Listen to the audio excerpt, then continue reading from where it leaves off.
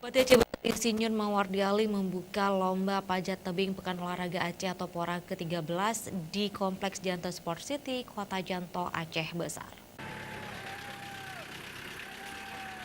Bupati Aceh Besar Insinyur Mawardi Ali memasang koin tanda dimulainya perlombaan panjat tebing pada nomor speed. Dalam sambutannya, Mawardi Ali menyebutkan, dengan telah adanya fasilitas yang cukup layak di JSC ini, Aceh Besar siap menggelar kejuaraan nasional panjat tebing pada tahun 2019. Menurut politisi Partai Amanat Nasional itu, Aceh Besar pasca pelaksanaan Pora ke-13 nantinya akan menggelar perlombaan panjat tebing memperebutkan Piala Bupati Aceh Besar. Pora ini menurutnya adalah sebagai persiapan menggelar Kejurnas dan menuju tuan rumah PON 2024.